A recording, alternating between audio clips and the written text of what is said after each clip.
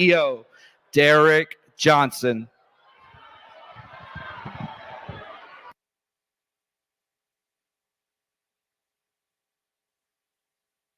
They not like us. They not like us. They not like us. Good afternoon.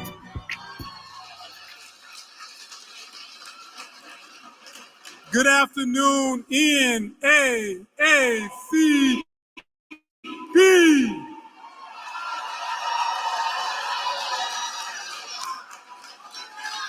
It is a great day to share space with faces we know and those who we hope to know better. To our members, this convention is for you. From Arkansas to Alaska, the NAACP runs on people power because Black Americans know that our community is what carries us forward. To our friends at the National Bar Association, thank you for your decades of partnership and advocacy on behalf of the Black community in courthouses throughout the country.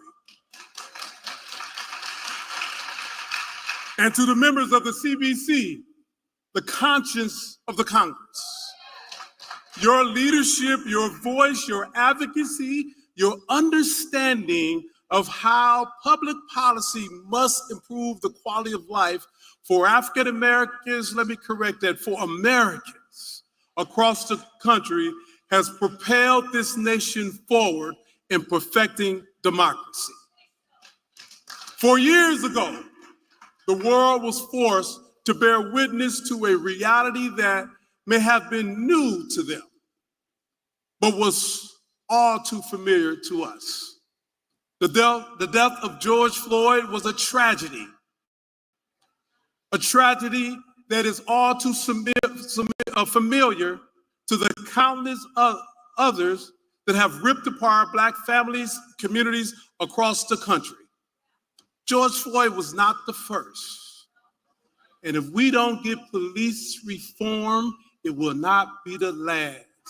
I'm sad to say. While the world reckoned with the reality of racism because many of them woke up one day and realized racism actually existed, although it often manifested itself in the form of unspeakable violence against Black people, whether it was Emmett Till or the church bombing of the 4 little girls in Birmingham and countless other stories.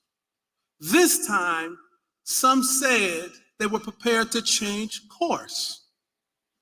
Some made empty promises, but the NAACP and legal advocates like Ben Crump, we took action. In 2020, our community worked together to empower one another, reminding each other that we have the ability to determine our destiny. The Black vote made a difference in 2020. And determined our destiny, we did, casting deciding ballots in the national, local, and state elections 4 years later. And there is much that has been accomplished by and for our community. But the history of this nation has taught us that not everyone shares the same investment in a progressive vision. For some, the notion of progress is seen as a threat to the imbalance of power that has allowed them to prosper while others are left in peril. The rejection of collective advancement and achievement has created division, pitting community against community, breeding extremist ideologies that leaves no room for compromise or conversation. After the abolishment of slavery, it was Jim Crow. After the Civil Rights Act, it was the war on drugs. After the election of the first Black president, it was Make America Great Again. And now, after the racial reckoning that a Black man lost his life that all of us seen on social media platforms, on cable news, on broadcast news, the response is Project 2025. Over the past 4 years, we've worked to make education more equitable and accessible while widening the opportunity to increase economic output through organizing, advancing, and working with the current administration to cancel over $160 billion in student debt. Teachers, for the first time, qualifying for home ownership or increasing the quality of the housing stock that they are able to get for their families.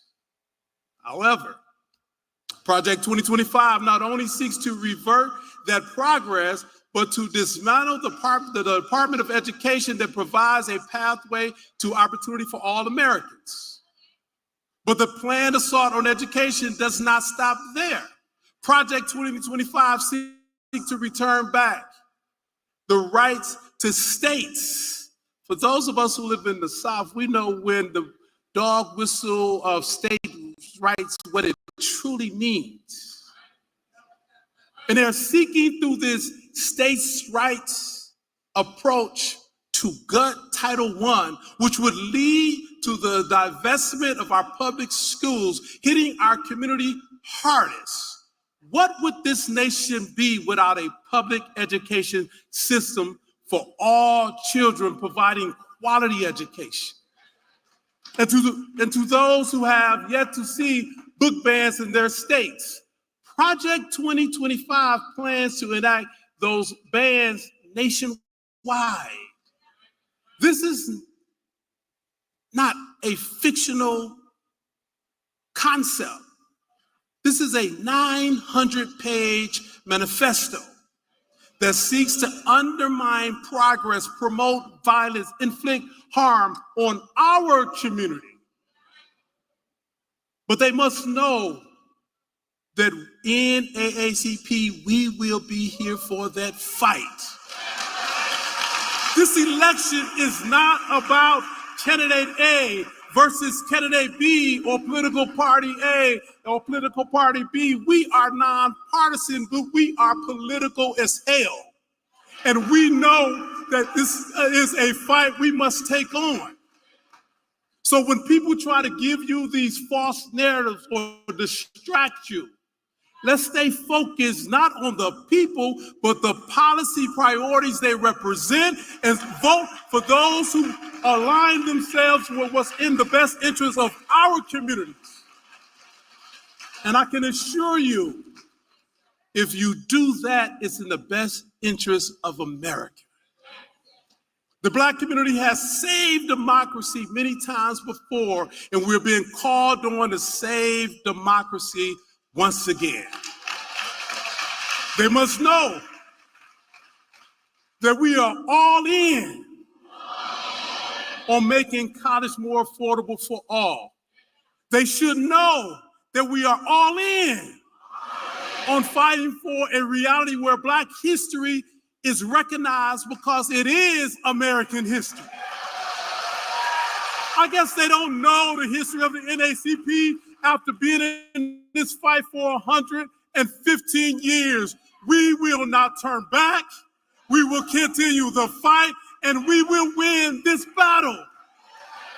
We are battle tested, and we're not backing down. They need to know that we're all in on making equity a reality for all Americans. But we must recognize that this requires work on our end. While they may not be like us, we have to make them think like us. We have to band together the way they do. We must come together. We don't have a time for us versus us public fight. We only have time for a us for us saving of this democracy. To get the access we need in order to get the equity we deserve.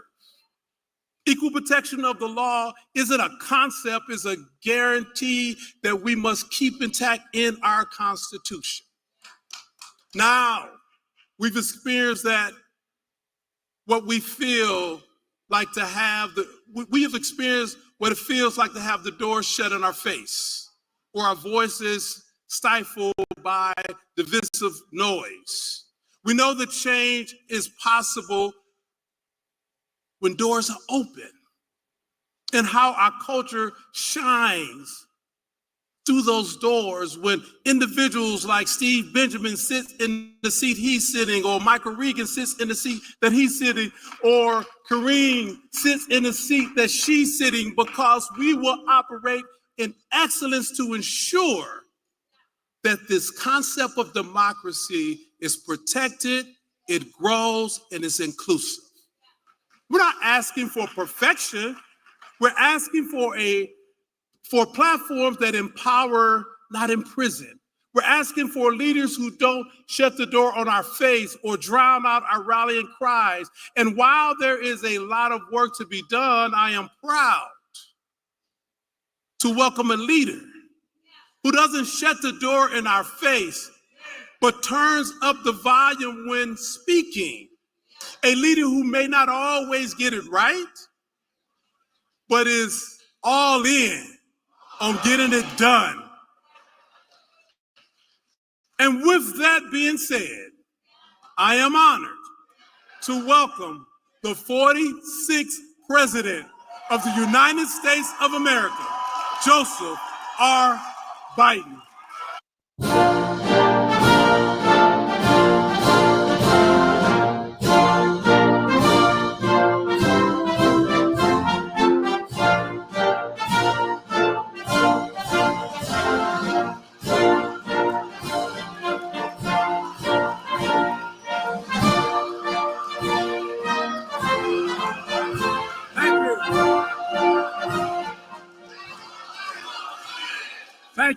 Thank you. Folks, my name's Joe Biden, and I'm a lifetime member of the NAACP. And I am all in. My word, I am all in. President Johnson, thanks for the introduction and for your leadership, most of all for your friendship. And thanks to all the thousands of members across America that are here. One of the most important organizations in our country. And a special thanks, I mean it sincerely, to the members of Congress who are here, including Nevada's own Stephen Horsford, chair of the Congressional Black Caucus. I don't know where he is, but I know he's out there. As so many members of the CBC members defending freedom, like Benny Thompson of Mississippi, chair of January 6th Committee. And the best friend anyone can have, Jim Clyburn of South Carolina.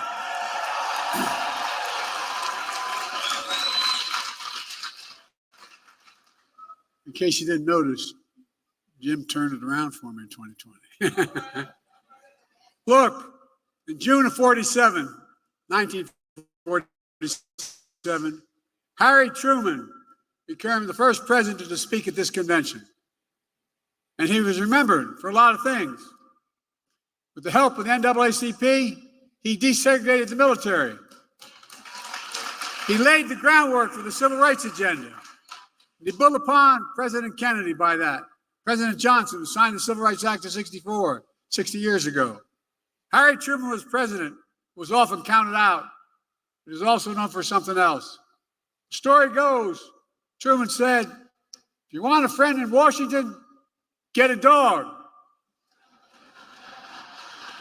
Well, guess what? After the last couple weeks, I know what he means. But that's why it's so good to have real friends. I'm not being solicitous. I have real friends. So many of you had my back, and I think I've had yours as well. And I will never forget it. Got a couple Delaware folks here still. And one of my best friends, when I was a lifeguard in the projects, he was, his nickname is Mouse. Mousy, there you are, pal. end up running longshoremen and loyal as hell.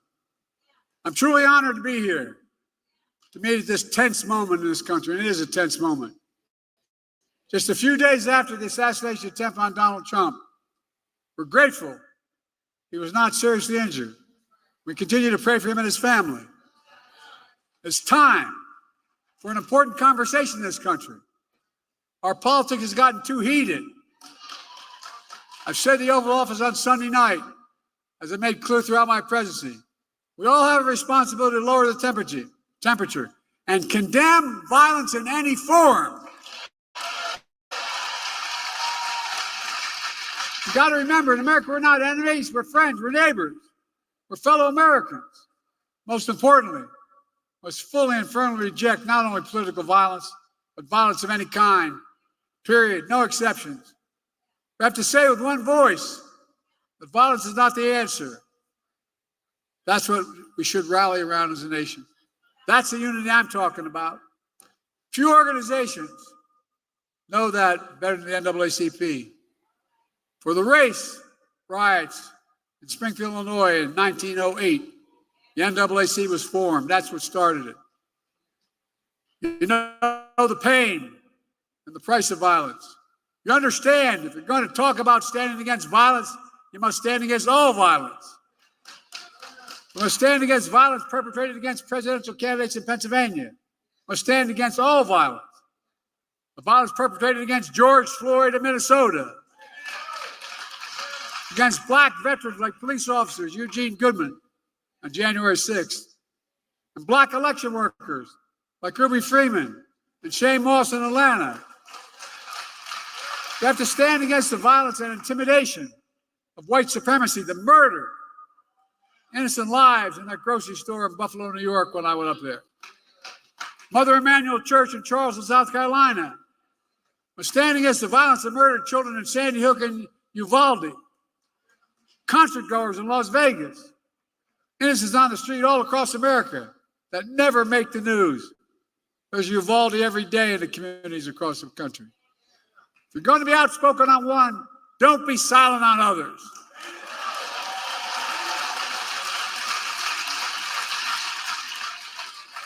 If we're going to speak about violence, we're going to speak about guns.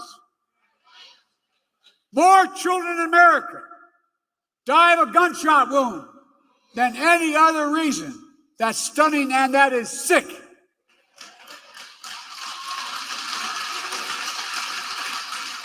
And it's sheer cowardness if we do nothing about it. So, if you want to stand against violence in America, then join me in getting these weapons of war off the streets of America.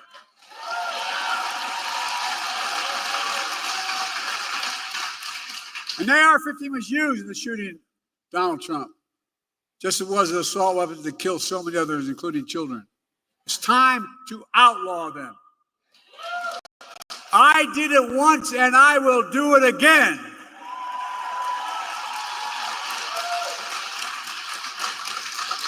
Now, just because we must lower the temperature in our politics and relate to violence, it doesn't mean we should stop telling the truth.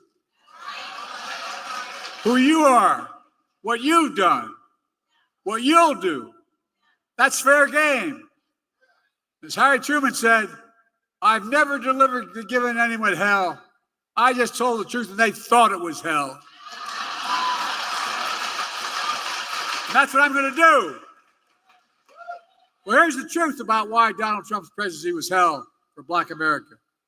He tried to repeal Obamacare to kick millions, I mean millions of Black Americans off their health insurance. He had a $2 trillion tax cut that overwhelmingly benefited the super wealthy, the biggest corporations, and exploded the federal debt larger than any one president has in one term. He left no room for us to do what we should be doing. Invest in things that affect people's lives, like childcare, elder care, and so much more that grow the economy and help people. His mismanagement of the pandemic was especially devastating to Black communities. Oh, I know, because in other countries, other communities of color. That economic crisis drove up Black unemployment, decimated small black businesses, and you peacefully protested George Floyd's murder. Donald Trump called for the National Guard to go after you. What in the hell's the matter with this man? Oh, I'm serious. Go figure. From a guy who spread the birtherism lie against Barack Obama, saying he wasn't born in America and he wasn't a U.S. citizen. Of course, here's what he thinks of black jobs. I love his phrase, black jobs. It tells a lot about the man and about his character. Folks, I know what a black job is. It's the Vice President of the United States.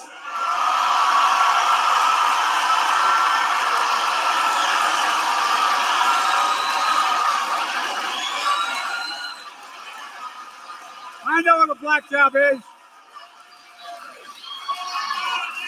The first black president in American history, Barack Obama.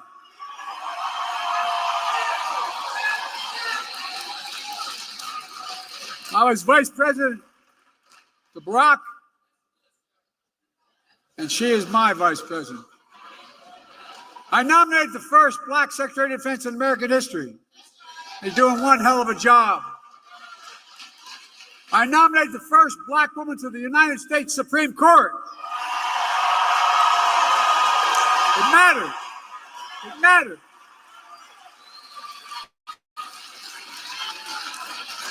And I promised myself, and I promised America, that my administration would look like America. And I'm proud that we have the most diverse administration in all of history that taps into the full talents of our nation. That's who we are. These guys don't get it. That's why we're so successful. No, I'm serious. That's what makes us the greatest nation on earth. That's not hyperbole. Folks, it's because of you that I'm president and Kamala Harris is vice president. And by the way, she's not only a great vice president, she could be president of the United States.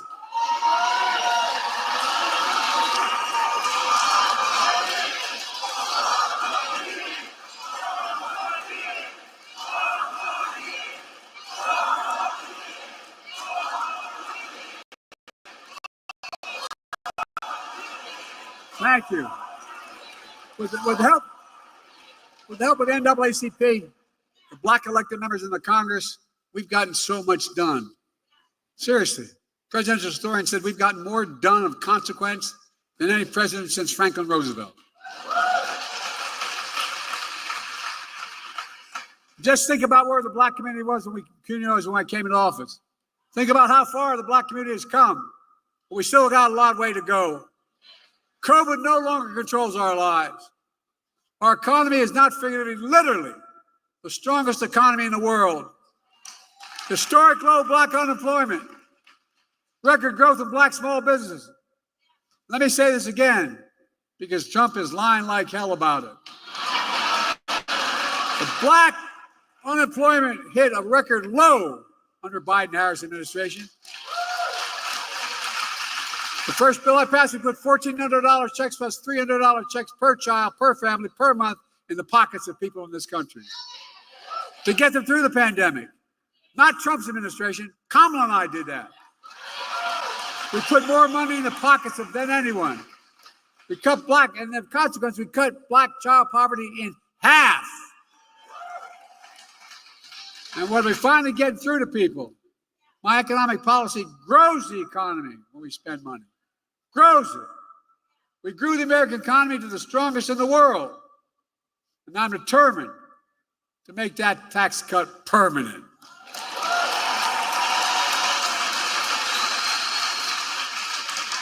No child should ever go hungry in America. And by the way, all the data shows they can't let them tell us we drive up deficits. They drive up deficits, folks. When you have child care, guess what? Mom or dad can work. And the child can be safe. We're connecting black neighborhoods that were cut off with old highways and disinvestment decades ago. My city, Wilmington, Delaware, I-95 runs up through what used to be the black community, divided it, 6 lanes wide. We're going to make sure that the states want it. We're going to be able to pave over at the top of that and still have the highway. Connecting neighborhoods. We're removing, which is costly, every poisonous lead pipe in a house in America so every child can drink clean water without fear of brain damage. We're delivering high-speed and affordable broadband. No child should have to sit out in the parking lot with their moms in front of a McDonald's so they can get online to do their homework. And because of you, we're not only protecting Obamacare, you allowed me to increase it, making health care more affordable. We're putting, and by the way, more than it's ever been, millions of African Americans have health care because of what we've done. We're putting home ownership within reach.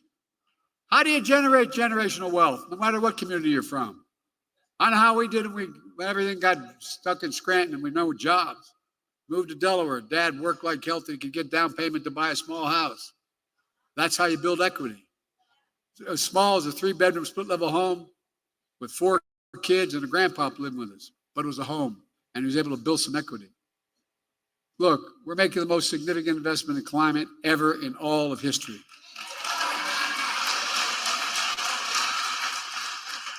Including most significant action on environmental justice ever. Look, folks, think about this. My state of Delaware, if you know, not many don't know my state. My state of Delaware has a Delaware River runs up along, it's jagged. But at the top of the state, there's a half moon. And it goes up along more oil refineries on the other side of that half moon in Marcus-looking areas than anywhere in the country, including Houston. And guess what? The wind blows southeast. We had the highest cancer rate for the longest time. But you know who's affected? Fence line communities. You know who the fence line communities are? Black communities. And I promise, as we make this legislation work, we're going to take care of those communities first. First. I mean it. Same way in Louisiana, same way in other places. Look, we've received student debt for more than 4 million borrowers. A significant amount are black borrowers. I don't know how many have called me, say, Mr. President, or God, I've gotten phone numbers, I've called them back. Mr. President, thank you. I couldn't get married. My debt was so large. We couldn't have children. I couldn't think of, no, I'm serious, you know it. Couldn't buy a home. But what you did, you freed me of my debt, and you gave me $10,000 for a down payment in a home.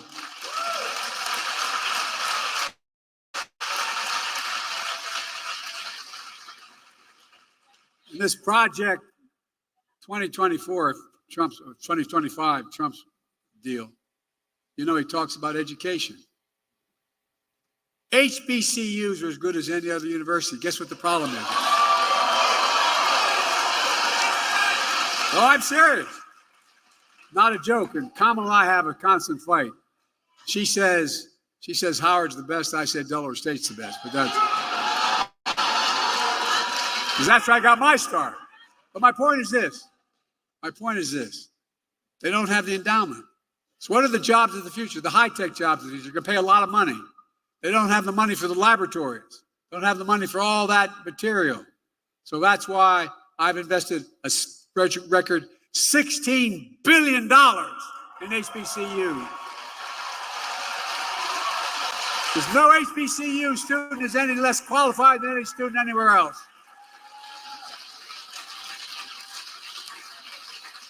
And by the way, we're making sure that no one goes to jail for the mere use or possession of marijuana. The record should be expunged. It holds them back. All told, because of you, the NAACP, we're making the most significant investments in Black America ever in all of history. We're seeing the results. The racial wealth gap is the lowest it's been in 20 years. Inflation is down in 3 years and coming down further, and we're going to have, as they say, a soft landing. Folks, you're going to see us grow faster and faster. That's not just my view. It's the view of 16 Nobel Prize winning economists. who put out a statement looking at my economic plan and Trump's. They said, my plan will continue to lower inflation, continue to grow the economy. Prices are falling for cars, appliances, and groceries. We're going to keep corporate greed at bay. But here's the thing, what it said about Trump. They said his policies will cause a recession. No, by the way, these are not a Democratic outfit. 16 Nobel laureates. Look, I come from the corporate state of the world, Delaware. I know how they work. There are more corporations incorporated in my state than any state in America, all combined. But that's what? We have to deal with corporate greed now. No, it is. Corporate profits are double since the pandemic. And they keep bringing prices down. We have to bring prices down further. Look, folks, the idea that corporate-owned housing is able to raise your rent $300-400 a month or something, under what I'm about to announce, they can't raise it more than $55.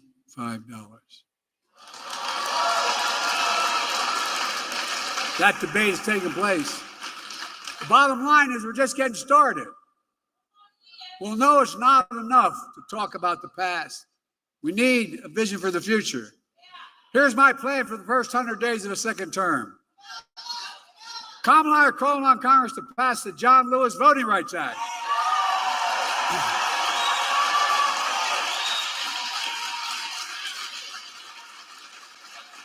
I did all that I was constantly able to do with executive authority, but we need the act. And we need to pass the Freedom to Vote Act. And I'll sign them both into law immediately. And guess what? Come hell or high water, we're going to restore Roe v. Wade as the law of the land.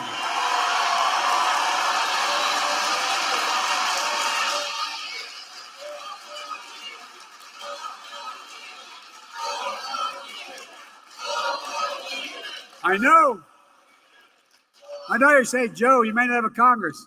Well, guess what? You all told me I couldn't pass the Inflation Reduction Act. You all told me I couldn't face it. Anyway, we did it with your help. Republicans blocked police reform in Congress. So I signed a historic executive order on police reform. And I'm going to come back and we'll sign George Floyd and Policing Act into law come hell or high water. Not only going to stop MAGA Republicans, we're going to stop them in their program on 2025. We're going to stop them from cutting Social Security and Medicare. I'm going to expand Social Security and Medicare by making the very wealthy begin to pay their fair share. We're going to bring rents down, as I said. We're going to build 2 million affordable homes and cap rent increases of 5% a year so corporate landlords can't gouge. Anyway, I don't want to get going. I'm going to get very upset. But there's gouging America. And we're going to keep relieving student debt. And we're going to end medical debt. We've already made sure medical debt can no longer be put on a credit report.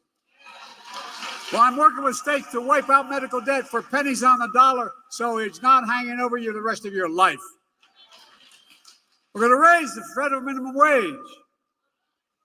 Our first term, we capped the cost of insulin for seniors at $35.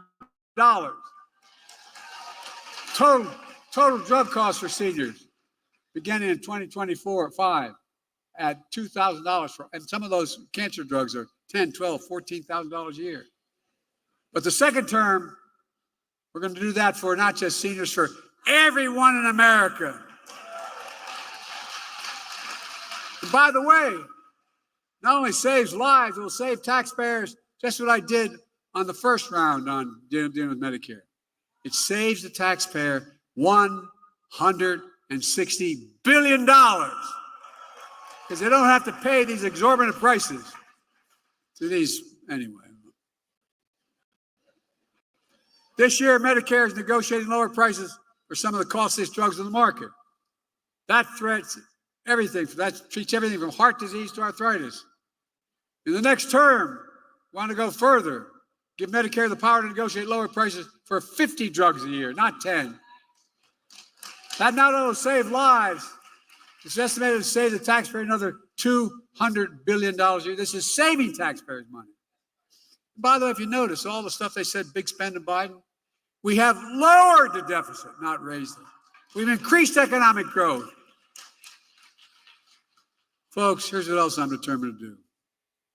I'm determined to end Trump's tax cuts for the very wealthy and big corporations and make the tax code fair and ease the burden on working people.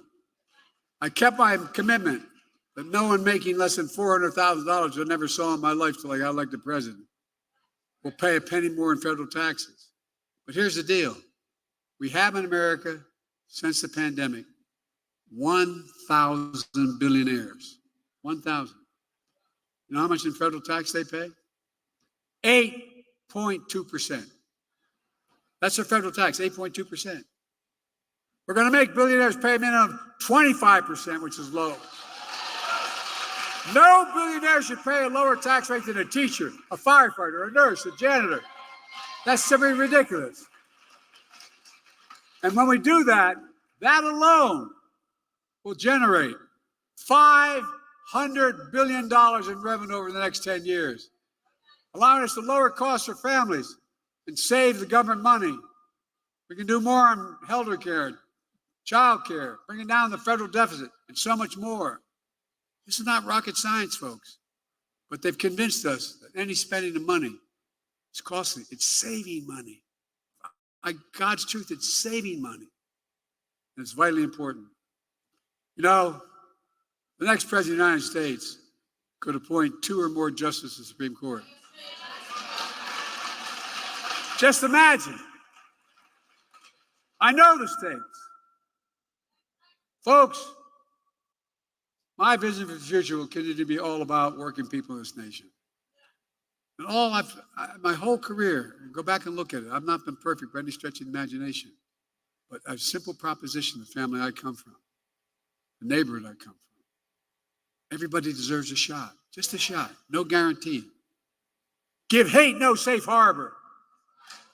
Leave no one behind. That's in stark contrast to my predecessor and the mega officials. They'll do everything, undo everything the NAACP stands for. But now they're trying to deny it. They're lying about their Project 2025. They want to deny you freedom, the freedom to vote, have your vote counted. They'd impose a nationwide ban on abortion. This new vice president, if you ever have any doubt, man, just take a look at what he's been saying. They want to prosecute political enemies. They want to cut Social Security and Medicare, rip away protection from millions of pre-existing conditions, over 400 million people. Stop Medicare from negotiating lower prescription drug prices, risking people's lives, costing the government more money. They'd eliminate the Department of Education. No, you ought to read it, saying it's a state issue. Give me a break, a state. We know how well we do with the states. It would cut school lunches, eliminate the Head Start program for lower-income children. They allow employees to stop paying overtime, employers to stop paying, catch this one, stop paying overtime to hourly workers. They're such good people. But give the very wealthy and big corporations a new tax cut. They've already eviscerated affirmative action. They'd also decimate diversity, equity, and inclusion all across American life. They're already trying to do it by banning books. They're trying to erase Black history. Black history is American history.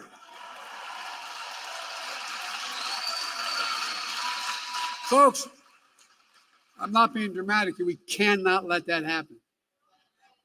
That's why it's so important to me, it was so important to me, to make Juneteenth a federal holiday. They can't erase it.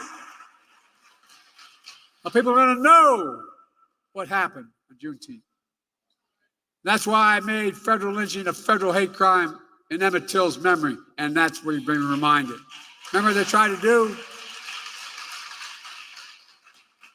As well as establish national monuments for Mamie and Emmett Till, and so much more. So there's no doubt about what's happening.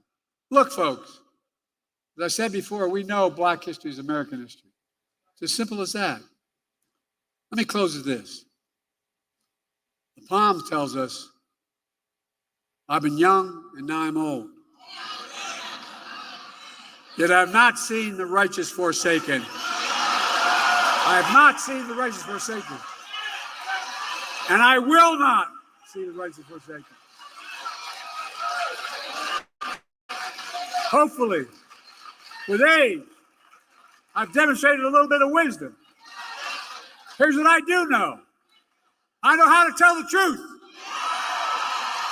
I know right from wrong. I know how to do this job. And I know the good Lord hasn't brought us this far to leave us now. There's more work to do.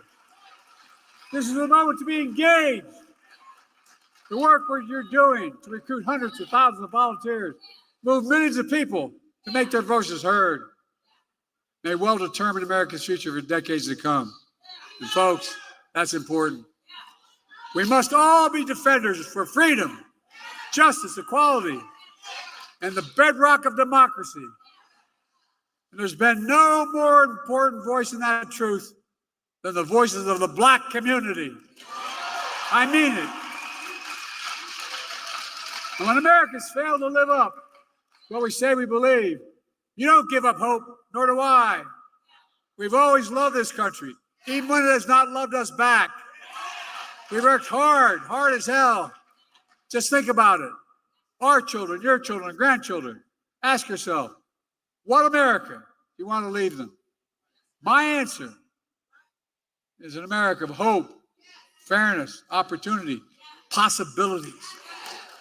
Look, I spent more time with Xi Jinping of China than any other world leader has. I was with him in China on the steps of the mountains. And he looked at me and he said, can you define America for me? It's God's truth. And I said, it's recorded. I said, yes, in one word, America. Possibilities. Nothing is beyond our capacity. America, where it's full of promises available to everybody. America, where racism and violence are no longer the ghost that have too long haunted the nation. Folks, this is about you and your families and everything the NAACP has stood for generations. Freedom, democracy, America. Always marching, always believing, always keeping the faith. We're going to do this.